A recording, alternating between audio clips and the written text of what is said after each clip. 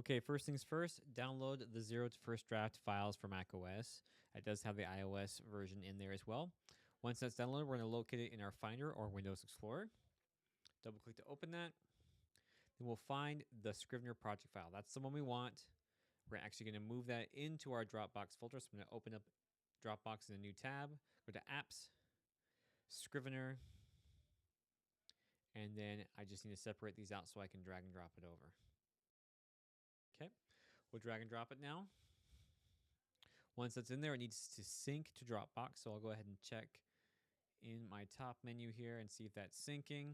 It's going to be in my bottom right corner if I'm on a PC in the Start menu. Okay, once that's done syncing, we're good to go ahead and open up our iPhone or iPad. Real quick though, I'm going to change the name here to duplicate to use, just so I can easily find that project. And ideally that's what I'll do when I open it on my iPhone or my iPad. I'm actually going to duplicate this project to use it since we don't have the traditional new project window. Now let's go ahead and find Scrivener and open it up. Okay, we got that there. I'm going to go ahead and tap the sync button in the top left corner there on my iPhone. It'll sync with Dropbox. Give that a minute or two here. There it goes. Okay, that's all synced up. Now we're going to scroll down and find that project that was uploaded to Scrivener on iOS. Go all the way to the bottom. There it is, 0 to first draft template, duplicate to use.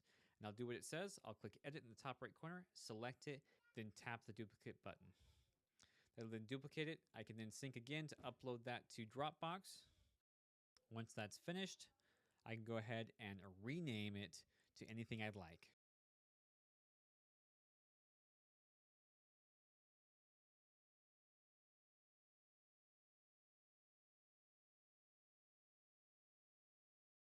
Okay, that'll sync those changes. And once that's done, I can go ahead and just tap it open and start using the template. Enjoy!